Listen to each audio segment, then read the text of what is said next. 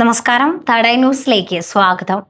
ആദ്യ ചിത്രത്തിലെ പ്രകടനം കണ്ട് അഭിനയവും ഡാൻസും ഡയലോഗ് ഡെലിവറിയും മോശമെന്ന അഭിപ്രായം സ്വന്തമാക്കിയ നടനായിരുന്നു സൂര്യ.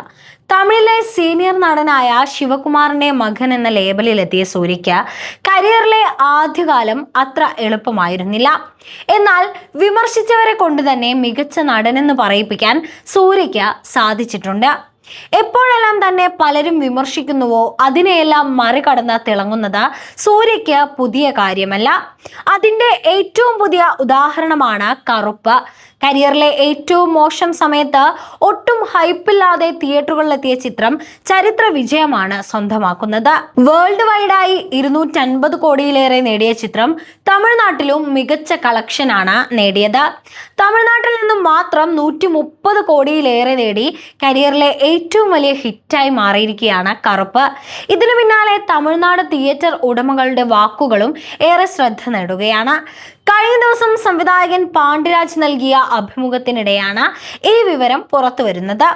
പാണ്ഡ്യരാജിന്റെ പുതിയ ചിത്രം പരിമള ആൻഡ് കോ മെയ് 28-ന് റിലീസ് ചെയ്യാനിരിക്കുകയായിരുന്നു.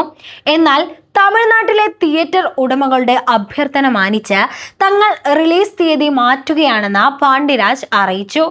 കറുപ്പ് ഇപ്പോൾ മികച്ച പ്രകടനമാണ് കാഴ്ചവെക്കുന്നതെന്നും അതിനാൽ തങ്ങളോട് റിലീസ് മാറ്റാൻ തിയേറ്റർ ഉടമകൾ ആവശ്യപ്പെട്ടെന്നുമാണ് അദ്ദേഹം പറഞ്ഞത്.